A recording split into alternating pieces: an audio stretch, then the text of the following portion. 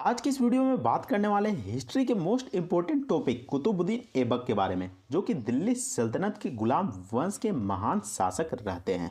तो चलिए वीडियो को शुरू करते हैं। तो इस वीडियो में मैं आपको 25 मोस्ट इंपोर्टेंट एमसीक्यू क्वेश्चन कराने जा रहा हूं, जो कि आपके एग्जाम्स के लिए बेहद ही इंपॉर्टेंट रहने वाले हैं। इसके अलावा अगर आप कुतुबुद्दीन ऐबक के टॉपिक को पढ़ना चाहते हैं तो लिंक डिस्क्रिप्शन में देखने को मिल जाएगा, वहाँ से पढ़ सकते हैं। तो चलिए वीडियो को शुरू करते हैं।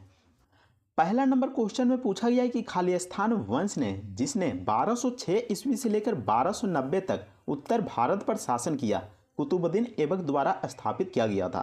तो आपको मालूम है कि दिल्ली सल्तनत की स्थापना किया गया था 1206 ईस्वी में कुतुबुद्दीन ऐबक के द्वारा। और दिल्ली सल्तनत में 1206 ईस्वी से लेकर 1290 ईस्वी तक कौन सा वंश चलता है, ये पूछा गया है, जो कि कुतुबुद्दीन ऐबक के द्वारा स्थापित किया गया था। तो इसका जवाब हो जाएगा गुलाम वंश। ऑप्शन डी गुलाम वंश बिल्कुल सही जवाब हो जाएगा, जो कि 1206 ईस्वी से लेकर 1290 ईस्वी तक चलता है। नेक्स्ट क्वेश्चन में पूछा गया है कि दिल्ली सल्तनत का पहला वंश कौन सा था। तो दिल्ली सल्तनत की स्थापना 1206 ईस्वी में हुआ था, लेकिन इसका पहला वंश का नाम पूछा गया है। तो इसका जवाब हो जाएगा गुलाम वंश। लेकिन यहाँ पर देख सकते हैं मामलुक वंश भी लिखा हुआ है। तो यहाँ पर गुलाम वंश और मामलुक वंश दोनों का मतलब एक ही होता है। तो ऑप्शन ए बिल्कुल सही जवाब हो जाएगा, मामलुक वंश। नेक्स्ट क्वेश्चन में देख सकते हैं कि मामलुक का अर्थ क्या होता है। तो मामलुक का अर्थ क्या होता है, तो इसका मतलब होता है स्वामित्व वाला और गुलाम। तो दोनों का मतलब सेम ही होता है, दोनों का मतलब मामलुक ही होता है। मान लीजिए कि कुतुबुद्दीन ऐबक जो कि एक गुलाम था, और किसका गुलाम था, मोहम्मद गोरी का गुलाम था। और कुतुबुद्दीन ऐबक पर किसका अधिकार था, तो मोहम्मद गोरी का अधिकार था। तो ऐसे में यहाँ पर जो स्वामित्व वाला और गुलाम दोनों ही ऑप्शन बिल्कुल सही जवाब हो जाएगा, ऑप्शन डी बिल्कुल सही जवाब हो जाएगा। नेक्स्ट क्वेश्चन में देखते हैं कि गुलाम वंश की स्थापना किस वर्ष में की गई थी। तो मैंने जैसा कि पहले बताया कि गुलाम वंश की स्थापना 1206 ईस्वी में की गई थी। तो देख सकते हैं ऑप्शन डी बिल्कुल सही जवाब हो जाएगा, 1206 ईस्वी में किया गया था कुतुबुद्दीन ऐबक के द्वारा। नेक्स्ट क्वेश्चन में पूछा गया कि गुलाम वंश का संस्थापक कौन था। तो गुलाम वंश का संस्थापक कौन था, तो इसका जवाब हो जाएगा कुतुबुद्दीन ऐबक बिल्कुल सही जवाब हो जाएगा, जो कि गुलाम वंश का संस्थापक था। और स्थापना कब हुआ था गुलाम वंश की, तो 1206 ईस्वी में हुआ था। तो मैं यहाँ पर बार बार सवाल को रिपीट कर रहा हूँ क्योंकि आपको अच्छे से यहाँ पर याद हो जाए।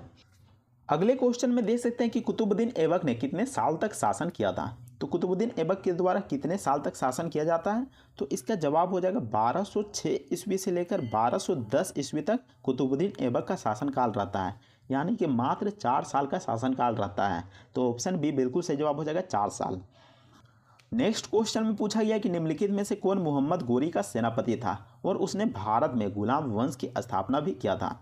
तो मोहम्मद गोरी का जो गुलाम कौन था, तो कुतुबुद्दीन ऐबक था, और उसका सेनापति भी था। तो इसका जवाब हो जाएगा कुतुबुद्दीन ऐबक, ऑप्शन डी बिल्कुल सही जवाब हो जाएगा।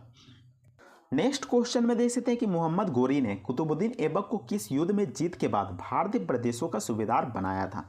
तो मोहम्मद गोरी कौन सा युद्ध जीत जाता है और उसके बाद कुतुबुद्दीन ऐबक यानी कि अपने गुलाम को भारतीय प्रदेशों का सूबेदार बना देता है। तो कौन सा युद्ध होता है, तो इसका जवाब हो जाएगा तराइन का दूसरा युद्ध। और ये तराइन का दूसरा युद्ध कब लड़ा जाता है, तो 1192 ईस्वी में लड़ा जाता है पृथ्वीराज चौहान और मोहम्मद गोरी के बीच, जिसमें मोहम्मद गोरी जीत जाता है और उसके बाद कुतुबुद्दीन ऐबक को भारतीय प्रदेशों का सूबेदार बना देता है। तो ऑप्शन सी बिल्कुल सही जवाब हो जाएगा, तराइन का दूसरा युद्ध में। नेक्स्ट क्वेश्चन में देख सकते हैं कि कुतुबुद्दीन ऐबक का राज्याभिषेक कहाँ पर हुआ था। तो कहाँ पर हुआ था, तो इसका जवाब हो जाएगा लाहौर में हुआ था। और कुतुबुद्दीन ऐबक का जो राजधानी क्या था, तो वह था लाहौर। तो ऑप्शन बी बिल्कुल सही जवाब हो जाएगा। नेक्स्ट क्वेश्चन में देख सकते हैं कि कुतुबुद्दीन ऐबक के गद्दी पर बैठने के बाद खालिस्तान की उपाधि ग्रहण नहीं की थी। तो कौन सी चीज़ की उपाधि ग्रहण नहीं की थी, तो वह सुल्तान की उपाधि ग्रहण नहीं की थी। नीचे में देख सकते हैं ऑप्शन बी में लाख बख्श। तो लाख बख्श क्या है, तो लाख बख्श यानी कि लाखों की जो संपत्ति दान करता है उसको लाख बख्श कहा जाता है, और इसकी उपाधि लोगों के द्वारा कुतुबुद्दीन ऐबक को दिया गया था। इसके अलावा पील बख्श क्या होता है, जो हाथियों का दान करता है उसको यहाँ पर पील बख्श कहा जाता है, और इसकी उपाधि भी लोगों के द्वारा कुतुबुद्दीन ऐबक को दिया गया था। तो ऐसे में जो सुल्तान की उपाधि थी वह कुतुबुद्दीन ऐबक को नहीं दिया गया था। तो ऑप्शन ए बिल्कुल सही जवाब हो जाएगा। अगले क्वेश्चन में देख सकते हैं कि कुतुबुद्दीन ऐबक को मलिक या फिर सिपह सलार की उपाधि किसने दी थी। तो किसके द्वारा कुतुबुद्दीन ऐबक को मलिक या फिर सिपह सलार की उपाधि दिया गया था, तो इसका जवाब हो जाएगा option number A Mohammad Ghori के द्वारा, ऑप्शन ए मोहम्मद गोरी के द्वारा। अगले क्वेश्चन में देख सकते हैं कि कुतुबुद्दीन ऐबक को दास्ता से कब मुक्ति मिली थी, यानी कि गुलामी से कब मुक्ति मिली थी।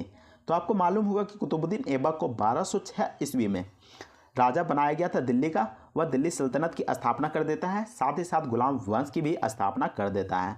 तो ऐसे में वह गुलाम से मुक्त हो जाता है कब, तो 1206 ईस्वी में हो जाता है, क्योंकि वह खुद दिल्ली का शासक बन जाता है। तो ऑप्शन बी बिल्कुल सही जवाब हो जाएगा 1206 ईस्वी में।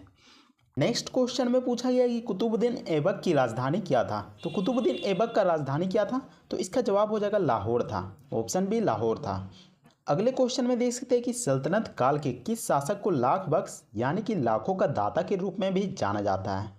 तो कौन से शासक को लाख बख्श या फिर पील बख्श के नाम से जाना जाता है। पील बख्श का मतलब होता है हाथियों का दान करने वाला।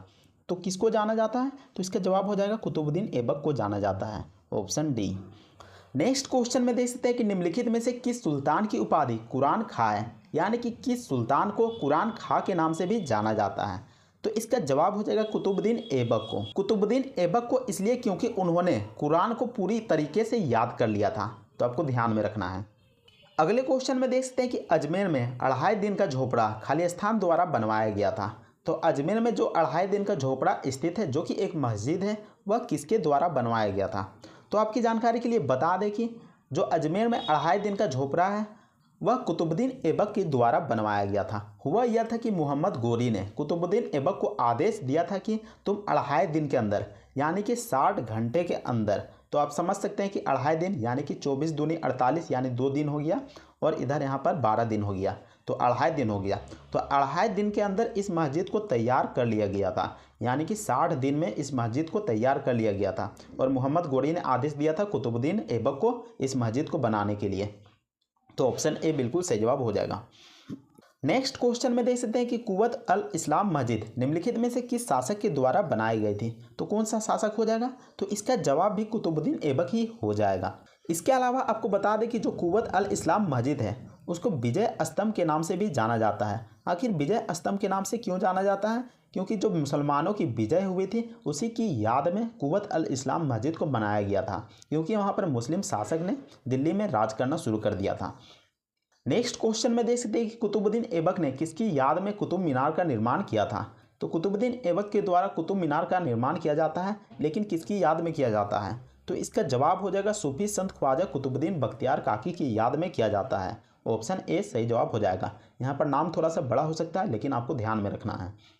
अगले क्वेश्चन में देख सकते हैं कि कुतुब मीनार के प्रवेश द्वार को जाना जाता है। तो कुतुब मीनार का जो प्रवेश द्वार है, यानी कि मुख्य द्वार है, उसको किस नाम से जाना जाता है। तो इसका जवाब हो जाएगा अलाई दरवाज़ा के नाम से जाना जाता है।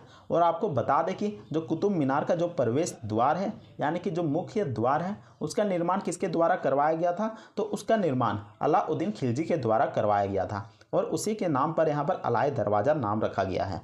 तो ऑप्शन सी बिल्कुल सही जवाब हो जाएगा। अगले क्वेश्चन में पूछा गया कि कुतुब मीनार के निर्माण में कौन कौन से शासक ने अपना योगदान दिया था। तो देख सकते हैं ऑप्शन नंबर ए में कुतुबुद्दीन ऐबक के द्वारा कुतुब मीनार का निर्माण के कार्य को शुरू किया जाता है, लेकिन 1210 ईस्वी में कुतुबुद्दीन ऐबक की मृत्यु हो जाती है, जिसके कारण जो कुतुब मीनार का निर्माण का कार्य रहता है वह अधूरा रह जाता है। लेकिन बाद में गुलाम वंश का एक शासक इल्तुतमिश आता है, जो कि कुतुब मीनार के निर्माण के कार्य को पूरा करता है। तो इल्तुतमिश के द्वारा कुतुब मीनार के निर्माण के कार्य को पूरा किया जाता है, लेकिन बाद में फिर फिरोज शाह तुगलक, जो कि तुगलक वंश का एक शासक रहता है, उसके द्वारा कुतुब मीनार का मरम्मत किया जाता है और एक मंजिला ऊपर से और खड़ा किया जाता है। तो ऐसे में जो कुतुब मीनार के निर्माण के कार्य में तीनों ही शासक का योगदान रहता है। तो ऑप्शन डी बिल्कुल सही जवाब हो जाएगा, उपरोक्त सभी। नेक्स्ट क्वेश्चन में देख सकते हैं कि हसन निजामी और फख ए मुदव्विर किसके दरबारी कवि थे। तो यहाँ पर दो दरबारी कवि थे, एक थे हसन निजामी और दूसरा का नाम था यहाँ पर फख ए मुदव्विर। तो किसके दरबारी कवि थे, तो यह कुतुबुद्दीन ऐबक के दरबारी कवि थे। तो यहाँ पर क्वेश्चन को घुमा के भी पूछा जा सकता है कि कुतुबुद्दीन ऐबक के दरबारी कवि कौन थे। तो यहाँ पर आपको जवाब देना है हसन निजामी और फख ए मुदव्विर। तो ऑप्शन यहाँ पर सी बिल्कुल सही जवाब हो जाएगा। नेक्स्ट क्वेश्चन में देख सकते हैं कि इसमें हसन निजामी की रचना कौन सी है। तो हसन निजामी के द्वारा एक रचना भी की गई थी, तो उसका नाम बताना है। तो इसका जवाब हो जाएगा option C Taj ul Maasir. Option C Taj ul Maasir. अगले क्वेश्चन में देख सकते हैं कि कुतुबुद्दीन ऐबक की मृत्यु किस खेल में हुई थी। तो कुतुबुद्दीन ऐबक की मृत्यु कब हुई थी और किस खेल में हुई थी? तो 1210 ईस्वी में चौगान खेलते हुए कुतुबुद्दीन ऐबक की मृत्यु हो जाती है। चौगान पोलो खेल को कहा जाता है। इसमें घोड़े में चढ़कर खिलाड़ी खेलता है और डंडे की मदद से गेंद को मारता है। और कुतुबुद्दीन ऐबक इस खेल को खेल रहे होते हैं, लेकिन वह घोड़े से गिर जाते हैं, जिसके कारण उसको चोट लग जाती है और 1210 ईस्वी में उसकी मृत्यु हो जाती है। नेक्स्ट क्वेश्चन में पूछा गया है कि कुतुबुद्दीन ऐबक को कहाँ पर दफनाया गया था। तो कुतुबुद्दीन ऐबक को कहाँ पर दफनाया गया था उसकी मृत्यु के बाद? तो इसका जवाब हो जाएगा लाहौर में दफनाया गया था, ऑप्शन डी, जो कि कुतुबुद्दीन ऐबक की राजधानी थी। नेक्स्ट क्वेश्चन में पूछा गया कि कुतुबुद्दीन ऐबक की मृत्यु के बाद किस शासक ने गद्दी संभाली थी। तो यहाँ पर देख सकते हैं आराम शाह, जो कि कुतुबुद्दीन ऐबक का पुत्र था, उसके द्वारा दिल्ली की गद्दी को संभाला जाता है। लेकिन जो आराम शाह है वह मात्र 8 महीने ही शासक कर पाता है, क्योंकि जो आराम शाह होता है वह कायर आलसी शासक रहता है। लेकिन बाद में आराम शाह की हत्या कर दी जाती है और इल्तुतमिश के द्वारा दिल्ली शासन को हड़प लिया जाता है। अगले क्वेश्चन में पूछा गया है कि गुलाम वंश की दरबारी भाषा क्या थी। तो गुलाम वंश के द्वारा वहाँ की दरबारी भाषा क्या थी? तो इसका जवाब हो जाएगा फारसी भाषा। और आपकी जानकारी के लिए बता दें कि पूरी दिल्ली सल्तनत की दरबारी भाषा फारसी ही रही है। तो ऑप्शन सी बिल्कुल सही जवाब हो जाएगा। नेक्स्ट क्वेश्चन में पूछा गया है कि कुतुब मीनार में कितने मंजिल है। तो कुतुब मीनार में कुल कितने मंजिल हैं? तो इसका जवाब हो जाएगा 5 मंजिल है। तो आपकी जानकारी के लिए बता दें कि जो पहला मंजिल का निर्माण किया जाता है वह कुतुबुद्दीन ऐबक के द्वारा किया जाता है, लेकिन बाद में 3 और मंजिल जोड़े जाते हैं जो कि इल्तुतमिश के द्वारा बनवाया जाता है। तो ऐसे में फिर 4 हो गए। तो आपको ध्यान में रखना है, पहला मंजिल जो कि कुतुबुद्दीन ऐबक के द्वारा बनवाया जाता है और इसमें 3 मंजिल और जोड़े जाते हैं जो कि इल्तुतमिश के द्वारा जोड़ा जाता है। फिर यहाँ पर 4 मंजिल हो गए। लेकिन फिर बाद में फिरोज शाह तुगलक आता है, जो कि तुगलक वंश का शासक रहता है। वह क्या करता है, एक और मंजिल जोड़ देता है। तो इसमें कुल 5 मंजिल हो गए। तो ऐसे में कुतुब मीनार में कुल कितने मंजिल हो गए? तो 5 मंजिल हो गए। उम्मीद करते हैं कि आपको यह वीडियो पसंद आएगा। अगर वीडियो पसंद आता है तो वीडियो को लाइक कीजिएगा और चैनल को भी सब्सक्राइब जरूर कर लीजिएगा। तो मिलते हैं नेक्स्ट वीडियो में नेक्स्ट टॉपिक के साथ। तब तक के लिए जय हिंद, वंदे मातरम।